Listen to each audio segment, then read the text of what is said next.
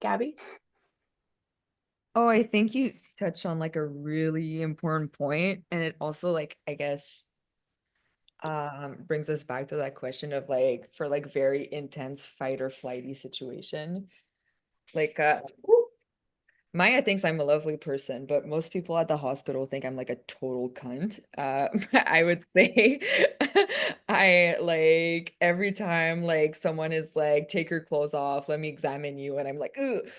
Or like this shrink being like, well, how do you feel? And I'm like, ugh. And Exactly. every like that Psychotic insight, all of that. I That's think right. that was psychotic insight, like the whole thing. Yep. Or like walking into the surgeon's office, not knowing what's gonna happen, and her being like, Yep. well, we're gonna cut a part of your body off was like, Yep.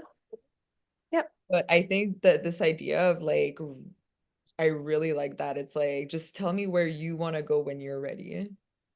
Like, I feel like that makes a lot of sense to me in terms of countering my like interrogatoire reflexes from Yeah. That's exact. You just be that's like, you. where do you want to go? Like, let's just see. I'm a Sherpa, not a Yeah, and for people like I don't know about your screen, but right now my screen is me, Felix, and Gabby, and it's like, wow, that's a lot of type A in a row. Like all three of us are very, forward, easy to grab at people, easy to pull into people's minds, and it's really hard for us to realize that it has to be directed from the other direction. And then we can use our energy. Like you invest your psychological energy after the client, not before them. That's really the problem with like pharmaceutical and modern medicine, in my opinion, is they go first. They put themselves first. Let me tell you what the protocol is. Let me give you your diagnosis. Let me prescribe something to you. It's like they're so smart. Okay, well, if you were so smart, why can't you tell me why I fucking have this thing? That's where the hypnosis comes in, is like, let me go even levels beyond that. scary. And I feel like just being like that sort of like holding space for like that irrationality is like so powerful. Cause like when I first walked into your office the first three times, I wanted to like murder everyone. And I was so angry at the world.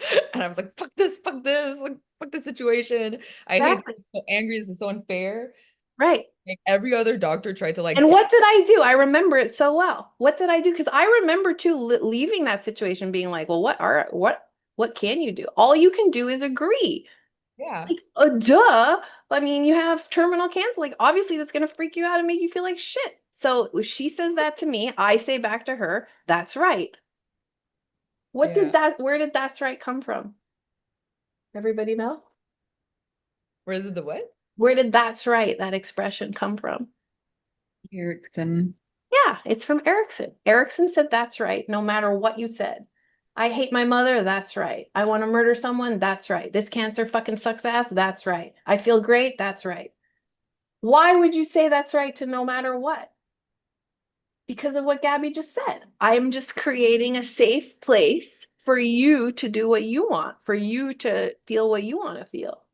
Yeah. I'm And then not judging it. I'm not evaluating it. I'm saying that's right to your subconscious. That's right. That is what you said. That's right. That is what you feel. That's right. That is what's going on.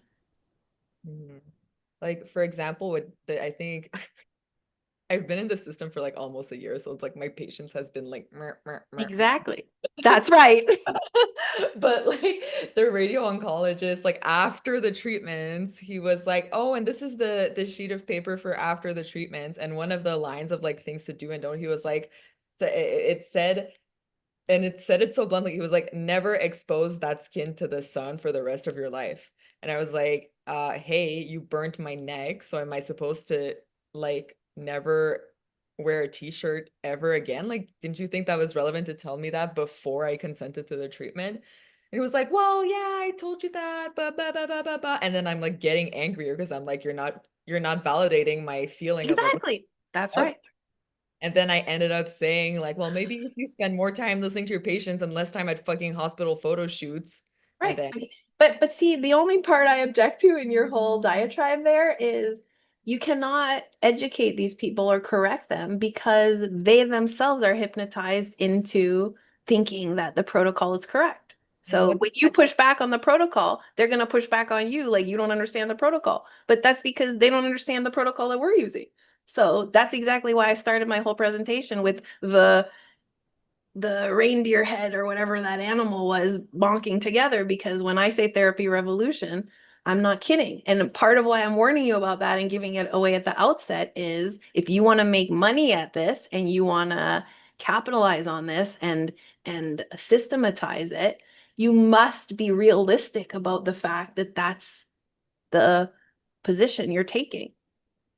And what happens when we're, because you all said, and does that benefit you? For me, it's what happens when we get angry. It raises your cortisol. What Exactly. happens when your cortisol raises? It lowers your white blood cells. What Right. You understand it. They do not understand that. See, that's the unfortunate thing about going into an oncology ward is they are creating more cancer by stressing you out. And I'm not trying to blame them because they're doing their best. And by the way, bless them, they did a great job with you. And their remission that you have to thank God for right now is very much, attributable to them. So I don't want to say it's one or the other. They have to work together, but there has to also be a very clear, it's a lot. It has to be very clear in your mind that we're working in counter-distinction to that. It doesn't mean it's not in cooperation. It just means our understanding is from a different place. And when they come at us or when they disagree with us, we understand that it's not a personal attack. By the way, I have also had quite a few psychiatrists who, for example, I had a disassociation client recently. She had an episode of like mega disassociation. I said, listen, I'm not going to do any hypnosis with you until your psychiatrist gives me a call or tells me to call them. And I check with them that this will be safe for you. The psychiatrist called and was like, by all means, it seems to be helping. Please continue. I will monitor the XY medical part. And she was like, I'm grateful that you're doing it. So I'm not saying that every doctor and every MD out there is ignorant. By the way, also, I had an MD come in last week and she sat in the chair right here.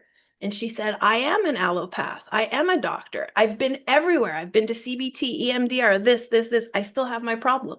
Guess what happened? 2 hours later, she was like, give me some cards to hand out to my patients. She was like, that was fucking amazing. And I don't know what you did, but it worked great.